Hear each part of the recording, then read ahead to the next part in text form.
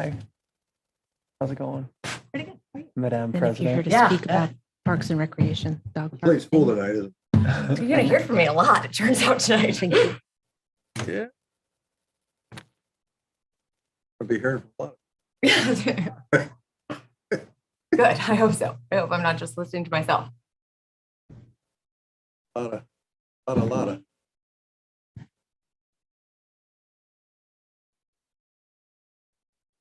If you want to speak, you need to sign up. There you go. Here's something I can't remember. Yeah. During committee meetings.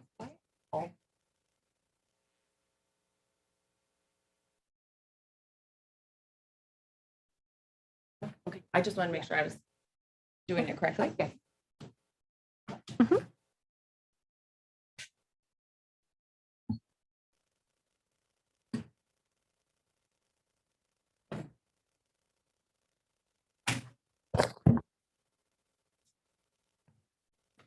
You're going to start. Ready to go. He's live already. Okay. The public hearing on resolutions 3819 and 3820 is now open. A public hearing is a meeting that provides the opportunity for public discussion regarding matters pending before City Council. Today, resolutions 3819 and 3820 are at issue. Resolution 3819 approves revisions to the Parks and Recreation section of our city's comprehensive master plan. Resolution 3820 approves revisions to the economic development section of the master plan. Interested parties may express their views and submit evidence supporting those views at this public hearing. The information shared will become part of the city's permanent record and may be used by members of City Council in deciding whether or not to adopt the resolutions in front of us this evening. Let's talk hearing process. We have an hour before our regular City Council meeting this evening, and we'd like to devote the first half of this committee meeting, or excuse me, public hearing to the Parks Plan update, and the second half to the Economic Development Plan revisions. So let's begin with Resolution 3819, which would approve revisions to the Parks and Recreation section of our master plan. There will be three parts to this part of the hearing. We will first hear the staff reports from Kristen Otley and Heather Saylor.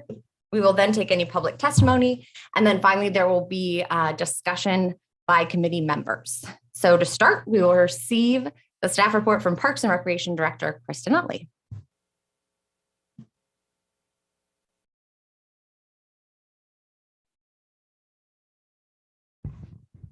Hello, good evening.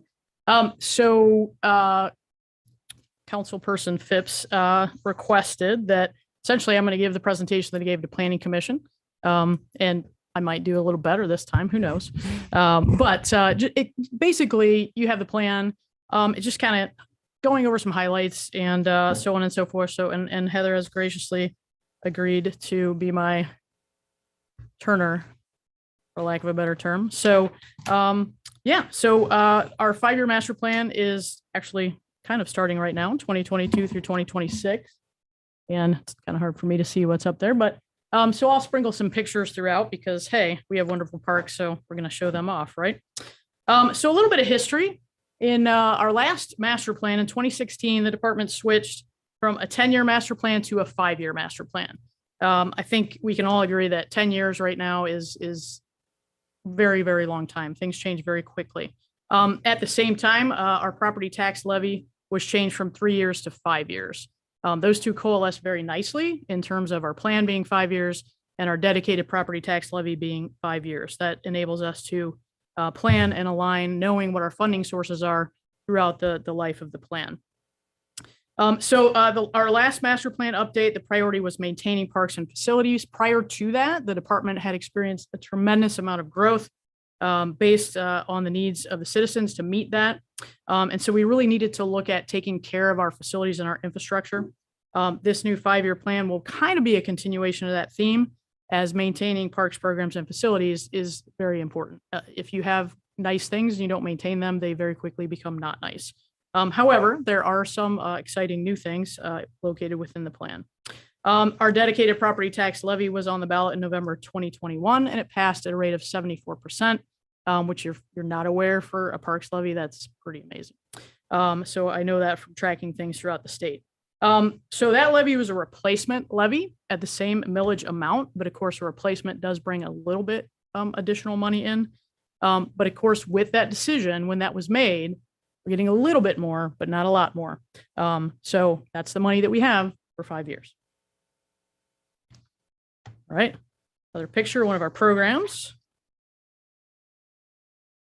So the process is very similar to what we did for the last master plan, community focus group meetings. And we started these early, which was really a good thing because we're just planners, but I don't think anybody knew that this thing called COVID was coming.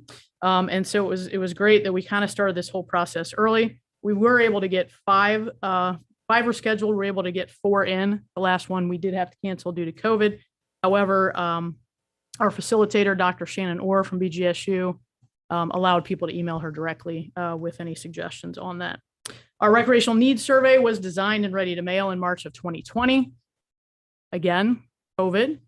We really kind of put the brakes on that. I think sending out a survey at that point in time would have been kind of a waste. People were really kind of not knowing what was going on in the world, and rating things about parks may not have really netted us any good data. So we hung back on that and redesigned the survey and administered it in March of 2021. We always do preparation of our major financial needs, so we know what we really need to be looking at in the next 5 and 10 years. Both our park board and our foundation had a retreat facilitated again by Dr. Orr, the SWOT analysis. Same thing with our staff. Of course, a review of our current 5-year plan. We always have continual discussion and interaction with citizens and users. This plan was presented to Park Board in November. This plan was brought to the Planning Commission on March 2nd and was approved unanimously as is. So just a little bit of a highlight on the survey. It was a random sample survey, again, administered by BGSU, Department of Political Science, Dr. Shannon Orr and her grad students, sent to over 2,000 residents, and a response rate of 639, which is 25.4 response rate, which is quite good for a survey. All right. Another cute picture. So assembling the plan, essentially you take all that data, put that together with our 5-year project need list, the city's cap, our core values, community, commitment, education, service, and health, and our mission, enhancing quality of life through parks, programs, and facilities. And then you have the plan. So obviously you have the plan in front of you, but I'm just going to go over a few highlights. So Carter Park, which as you all know, is a specific focus of the cap. We have the Inclusive Playground Project, where we're partnering with Wood County Plays, and partnering is always a key term for us, and that's no different in this plan. That project is about to begin this summer, actually, in Carter Park. Very, very exciting. Outdoor pickleball courts, we are working with the local pickleball group and our foundation. There's money already raised, and this group will be raising money on that. Disc golf course upgrades, working with the local disc golf group and Visit BG. There's already some grant money secured there. City Park, you've heard about this. Some ARPA funds already been dedicated to paving, repaving the loop and all the parking lots around the park, and adding additional walking trails. And then along with that, some lighting upgrades and security cameras. Shade structures by the Ball Diamond and the skate park. We actually already have some grant funding for the Ball Diamonds, and we'll be applying for some additional funding that you just approved, the NatureWorks application that's due in June. And that was rated very highly on that ARPA questionnaire. Simpson, we have a sculpture that, knock on wood, will be unveiled Memorial Day weekend. There's another one in the works, and then continually paving trails. We've been trying to pave those trails over the past number of years. We get a lot of people walking there and walking their dogs there. Winter Garden, this is underway, replacing, this doesn't seem exciting to some people, but to us, this is very exciting, replacing the HVAC at the Nature Center. We like to be proactive and replace that before it becomes an emergency, and it is quite old. And that, again, a theme in here is our foundation helps us to fund a lot of this. Without our foundation, we would not be able to do half of what we do. We are using funds directly from our foundation, from the Building on Nature campaign, to accomplish that. System-wide, adding or upgrading security cameras and converting all our outdoor restrooms to timed locks so that they can lock when the park closes at night. just helping security and reducing vandalism. Skate park picture. So I mentioned this partnership, some themes, roofs. There's a lot of roofs that are going to be replaced in the next 5 years. Again, doesn't sound exciting, but really kind of important. And then fundraising, again, through our foundation and working with some other partners on that. Another exciting project, I think I mentioned this the last time, is that harkens to the partnership, is a storage shed behind the community center for some of the outdoor obstacle course equipment, partnering with the high school art students to paint that and kind of create some community art while we're storing our stuff, so that people walking around the track up above can see that, and we think that's pretty exciting. Priority, as I mentioned before, is placed on maintaining parks and facilities. Our parks and facilities contribute greatly to the quality of life in Bowling Green.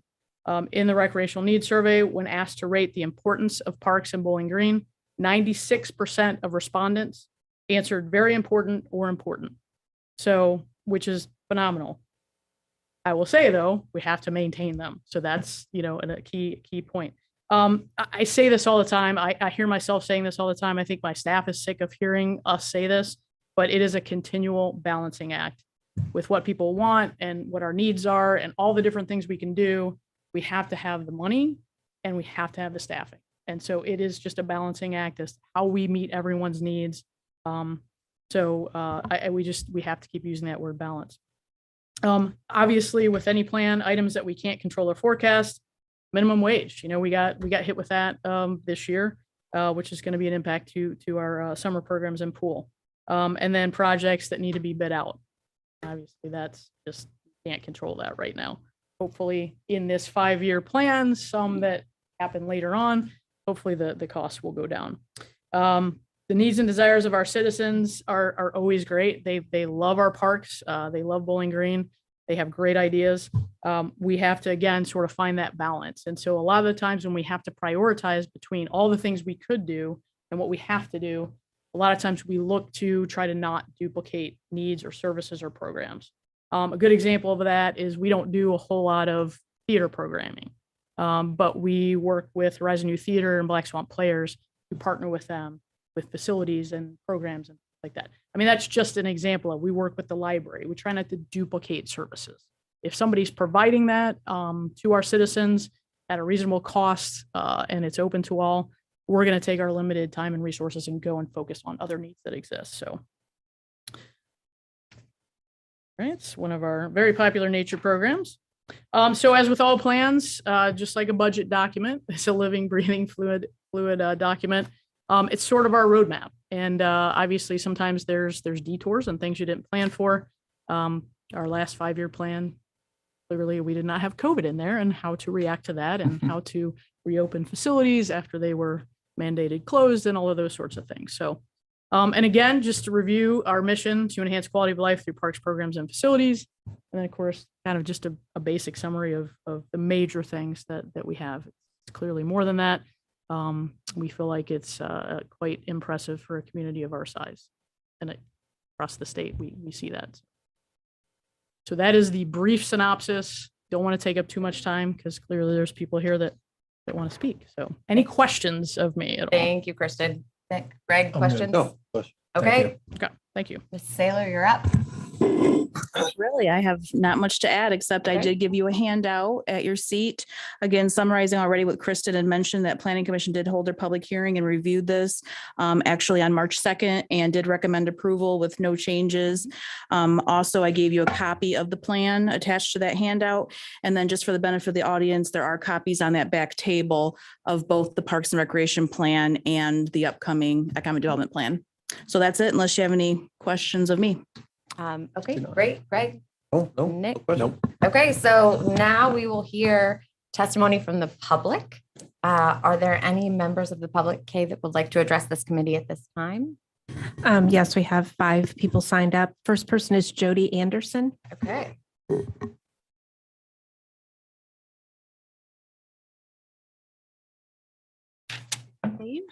Anderson, can you please state your name and address for the record? Jody Anderson, 610 Knollwood Drive, Bowling Green. And I'm going to do a little reading. I have been in like 8.5 hours of advanced placement testing with the high school children today. So I did not really, even though they worked way harder than I did not trust my brain to put together clear thoughts. So, and I didn't want to forget anything. I am currently serving as the president of the Parks Board. Just to give you my perspective, that's actually my second term in the last 20 years. I also serve as the liaison from the foundation to the Parks Board. I have served for the board at many projects, master plans, the Simpson Garden Park Steering Committee, the Advisory and Levy Committee to what became that resulted in the new aquatics facility, and more recently as the chair of the Sustainability Committee. So I am not a newbie to how our parks are planned for and how we support those facilities.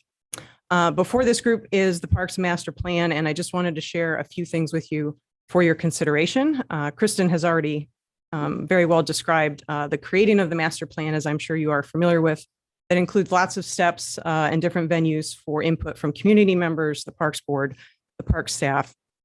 The charge is then to responsibly decide how to incorporate the input into the existing facilities, being mindful of available resources. The result is a carefully constructed framework for the duration of the master plan that ensures the existing facilities and access to those facilities are not compromised while continuing to address community needs. And when I talk of resource allocation that's mentioned, please know this includes everything from physical space to materials to staffing to maintenance or anything else that requires time or funds. My concern with the current master plan and where we are in the process is the discussion of a recommendation or a request rather to look into off-leash dog park facilities to be incorporated at this late stage into the master plan. I will try to summarize quickly the basis for this concern because I know there are others that want to speak. Based on my conversations with the board, my role there, and as well as my own continued conversations with our citizens. First, there is a dog park available to citizens here in town at the Wood County Dog Park. As Kristen mentioned, use of city resources to add dog parks would be in the concern she described as a duplicated facility. I was surprised to see the sign at the Wood County Dog Park even indicates the city was a partner, at least at the time of its inception. I didn't know that. With other projects already included in the master plan, I would rather see those come to fruition before any others are added. Second, the number of dog park or the number of dog owners in Bowling Green should not be used as a metric in terms of the need. While we have citizens that are enthusiastic about an additional off-leash dog park, it should not be quantified that represents all dog owners as potential users.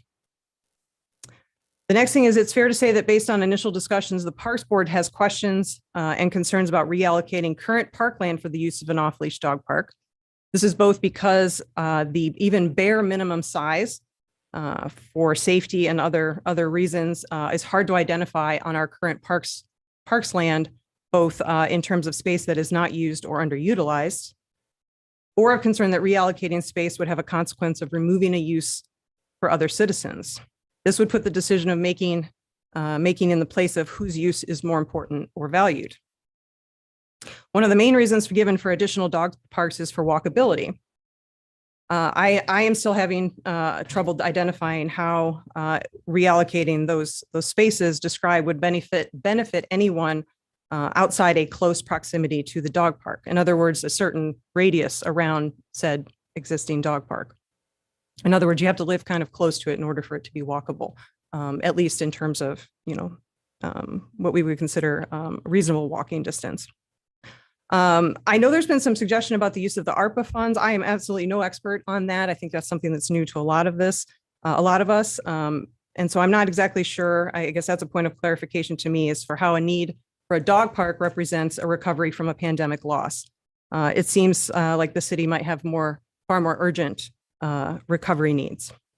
And finally, the first decision that should be considered by the city about an off-leash dog park being added to the master plan involves all concerns of liability, injuries to dogs and their owners, spread of disease to pets, just to name a few. Every entity that establishes a dog park has to confront these. So I would ask if this is something the city wants to take on in the first place. Perhaps not. There's a reason some cities have handed off the responsibilities to other groups or turned down the idea completely. If we could, let's say, just pretend that an acceptable location for a dog park could be found within our city land. Just because we can doesn't mean we should. This altering of the master plan also feels very rushed. It's not a race and it need not be treated as one. I have never known the city not to study and take careful consideration of changes to plans, facilities, or the use of precious resources. My recommendation would be the master plan is adopted as is. Thank you. Thank you. Thank you, Ms. Anderson. Jody, can you hang out for just a second? Make sure we don't have any questions. Nick, Greg? Any No, questions for I Ms. do not have Anderson? any questions. Thank you I'm for okay. that. Thank you Okay, so much. thank you. Okay. Okay, who's next? Next person is Joe Asquince.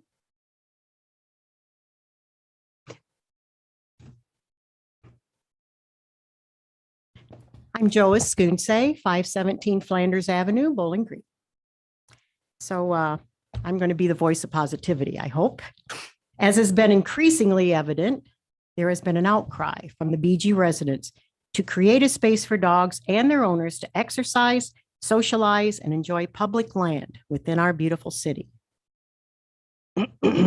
We are talking about easily accessible public space that all of our residents from all walks of life and all parts of town can socialize with their pets, share conversations about their dogs, training tips, resources, as well as everyday topics. At the same time, they can be logging steps on their Fitbits, taking in some vitamin D, and gaining strength and endurance, keeping up with their furry friends. So while the citizens of the BG Parks Committee fully understands the maintenance commitment of dog parks and intends to research ways to support the maintenance issues, having a dog park concept included in the city's master plan will help to solidify the importance of these types of facilities for Bowling Green. Inclusion in this master plan will assist us in gaining approval for all the necessary steps we are willing to take forward.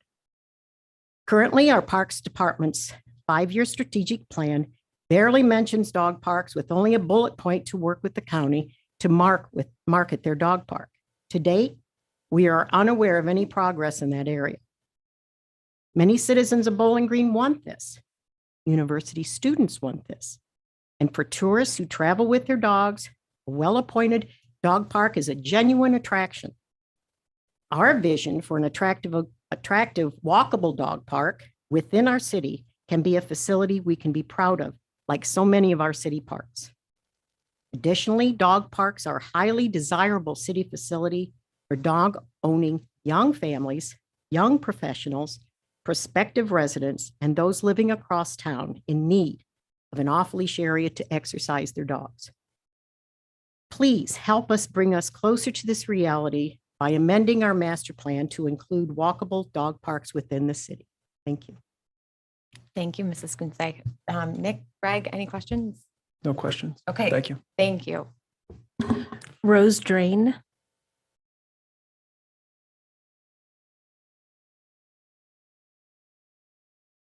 Hello, my name is Rose Drain. I live at 228 East Court Street. And my husband and I were very excited recently to learn that some citizens of Bowling Green are advocating for a dog park. I've taken our dogs to the park out by the dog shelter. And there are a couple of things that I find undesirable about it.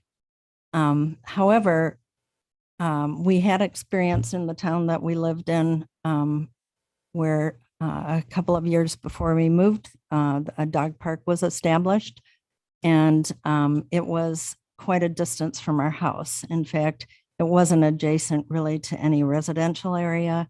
It was adjacent to the interstate and to businesses that are surrounding an interstate. So because of the fact that it was so far out of the way, we didn't use it all that much. The dog parks that we did use on a fairly often basis was whenever we visited our daughter in Athens, Georgia, and they have a network of dog parks. So we walked to the dog park that was just down the street from her.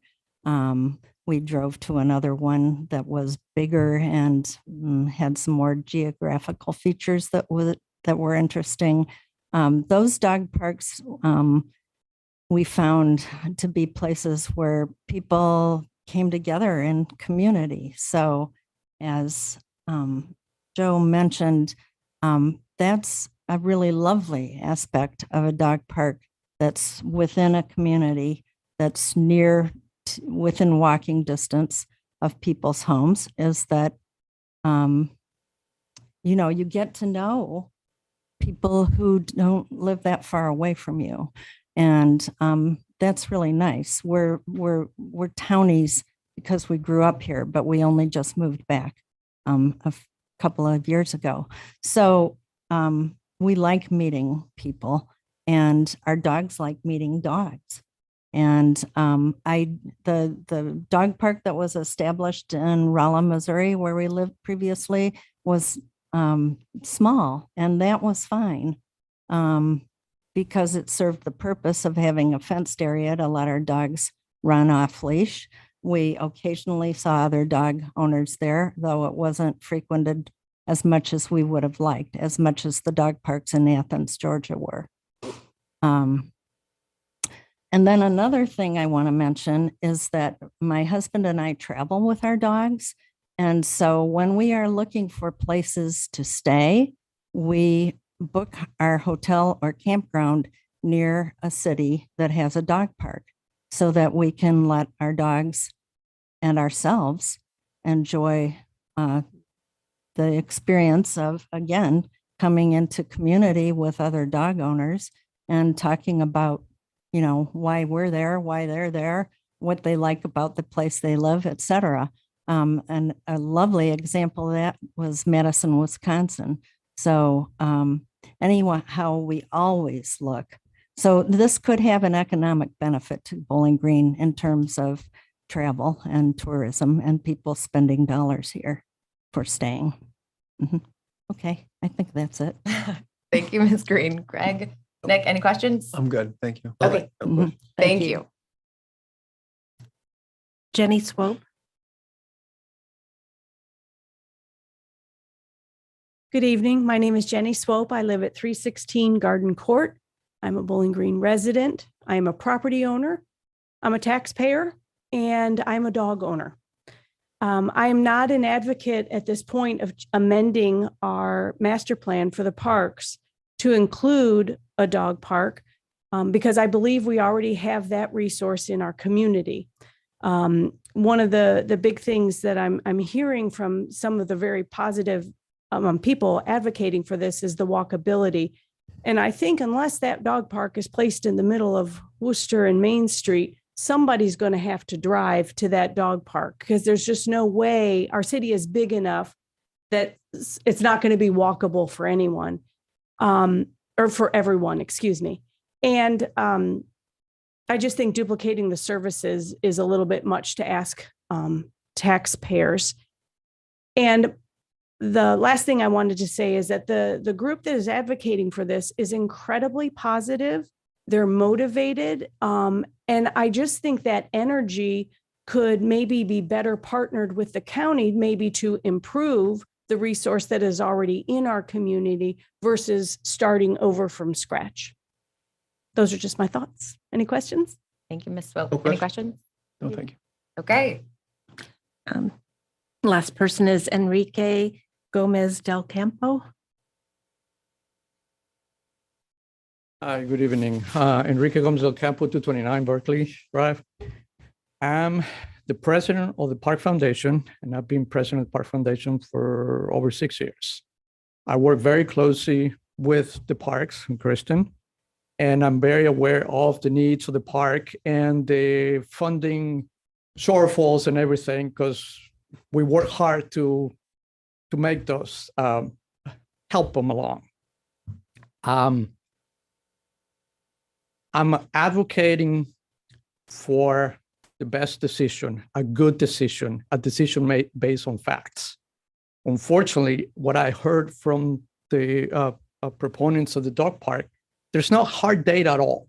It's all about how great it would be, how nice it would be, but there's no hard data to back them up.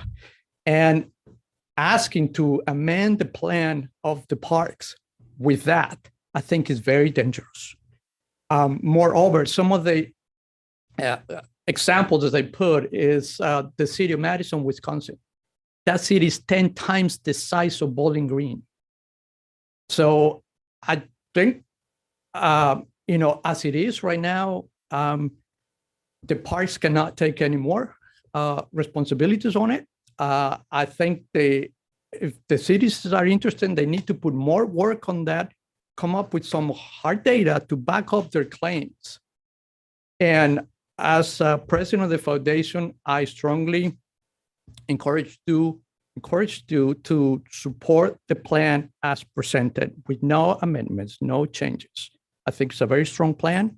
And, we work hard with the parks to make all that possible for all the residents of BG. Thank you. Thank you, Professor. Any No. questions? No question. No questions. Okay, did we receive any correspondence, Kay? No. Okay. So we are now at the third part one of this hearing, discussion by committee members. Greg and Yeah. Nick, any reaction to what we've heard on the Parks Plan update? I do have some comments. Sure. First, I just want to thank and compliment all who participated in the process that got us to this point today. The process was thorough, it was structured, it was comprehensive. And I think this 5-year update is one of the many good news stories for the city. And I intend to support this resolution as written. I'll say that up front. When this resolution was introduced, we were reminded that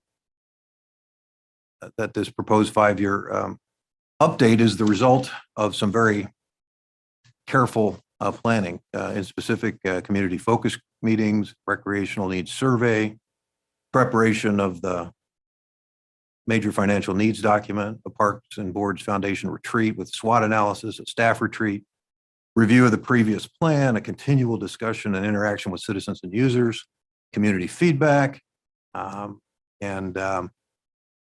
then of course the tie-in with the city community action plan and the Department for Values and Missions.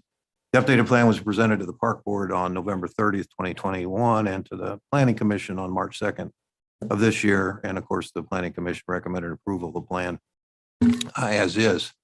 And this is significant. A lot of thorough hard work went into this. And I think it's important to recognize too the foresight of our predecessors on City Council who created our system of boards and commissions, in this case, the Park and Recreation Board with its 9 volunteer members and its simple mission statement to promote a sound program of recreation for the city and the recreational use of parks, playgrounds, and other facilities in the city. And I just learned yesterday via email that there are going to be members of City Council that introduce one or more amendments to the parks, the comprehensive master plan to add language to establish a dog park in the city. And I do not support that for a couple of reasons. One, I'm certainly not opposed to City Council discussing the merits of a dog park in Bowling Green. I'm undecided. I'm a longtime dog owner, and I'd welcome the discussion. And any future dog park may be worthy of discussion or inclusion in a future plan or a future budget, but I think the last minute change to the master plan is not the way to go about it. I'm not aware of any effort by any member of City Council to participate in this lengthy and thorough process that's already occurred. Again, a process established by City Council, and or to place that issue of dog parks into the process at any time while the plan was being developed.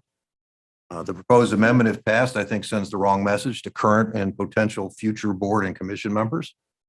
That is, that their work may not be respected and that may be set aside by council without having had the opportunity to consider council's concerns. So as a council, I think we owe it not just to the Park Board and the Planning Commission, but to the citizens of Bowling Green to be honest and transparent, approve this plan as it is. Thank you. Thank you, Greg.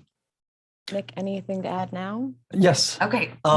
Yeah, so I completely agree with what Greg said, and I have the utmost respect for the Planning Commission and the Parks and Recreation Board and the foundation. I appreciate you all speaking here today.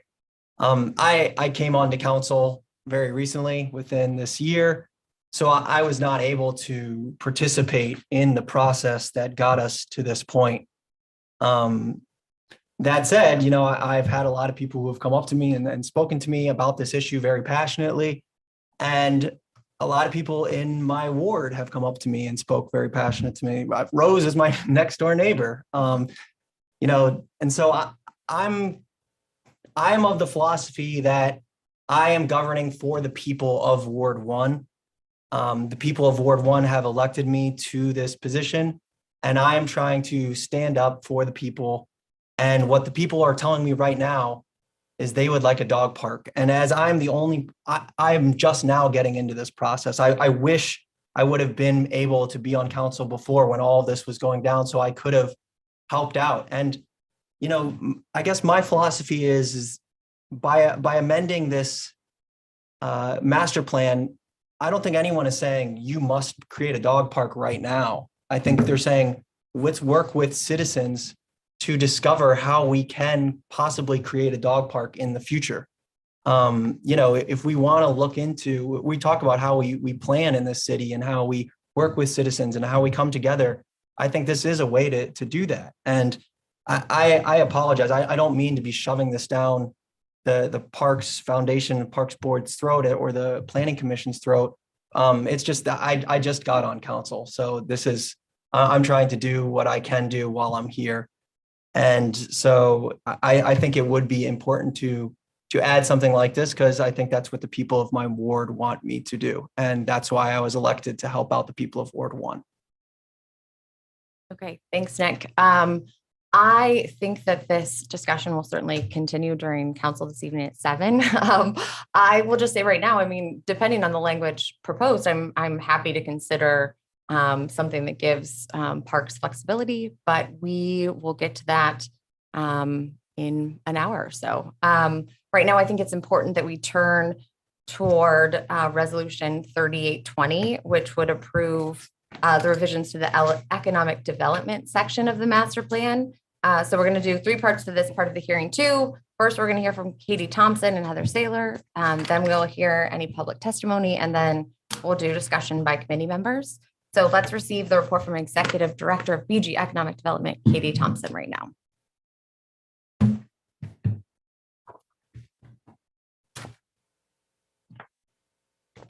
Just get myself situated here. All right, good evening. Well, I am Katie Thompson, Executive Director of Bowling Green Economic Development, and I am here tonight to propose a revision to the economic development section of the city's comprehensive plan. And do we have the PowerPoint? Yeah, I'm sorry. It's okay. I thought IT had it ready and I'm not seeing it. So I'll just go ahead and continue, go ahead. and if it comes up, great. Okay, so I want to start by providing a little bit of history on the current planning document. So as you all know, you've probably been able to look at your current comprehensive plan. So this current document was written in the 80s. It's quite lengthy. It was given some minor updates in the 90s. And so as you'd probably guess, it's due for a bit of an update, or maybe a lot of an update. The current plan was very thorough. It included a lot of detailed information. It included development trends, lists of current industries, discussion of specific areas for development, even specific properties and parcels and things like that. And noting that much of that information was outdated, council had discussed updating that section last year. And so I also, before I kind of get into the proposed revised plan, I want to explain a little bit about Bowling Green Economic Development, just so that you understand why I'm here presenting this. So we are a public-private partnership. Our public partners include the City of Bowling Green and our municipal utilities. And then we additionally have private partners, which include over 50 local and regional businesses from a variety of industries. And so this structure really allows for a balanced approach to economic development in our community, because economic development as an industry works with government and private entities all of the time to basically get anything accomplished. So it takes that type of collaboration every day. So our model is very reflective of the work that we actually do. And the city is very active in Bowling Green economic development. So we have several members of city administration that are involved in the varying boards of my organization. And then almost every bit of work that we do ends up funneling through this building somewhere. So we work hand in hand together each and every day. So now that we've kind of explained that, I want to get into the Bowling Green Economic Development Strategic Planning process, which then has informed what I've proposed tonight. So at the same time that council was recognizing the need to update the economic development part of the comprehensive plan, Bowling Green Economic Development was also undergoing a very lengthy strategic planning process. So, okay, it is up there. So we're on slide 4. Okay. So the scope of economic development work has changed significantly in the past decade, and we knew that Bowling Green Economic Development needed a modernized set of strategic priorities. So I've outlined the process that we went through, and basically in terms of who was involved, it was our trustees. That includes, like I mentioned, a broad range of business and industry professionals, the City of Bowling Green, our municipal utilities, and representatives from BGSU. I'm kind of trying to go through this quickly. So in terms of what we did, we completed a very comprehensive strategic planning process. It was facilitated by the BGSU Center for Regional Development.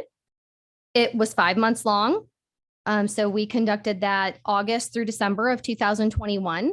And it included a variety of components. So a stakeholder survey, a SWOT analysis, survey review and discussion, an organizational alignment activity, visioning. I won't read through all of those, but it was certainly a thorough process.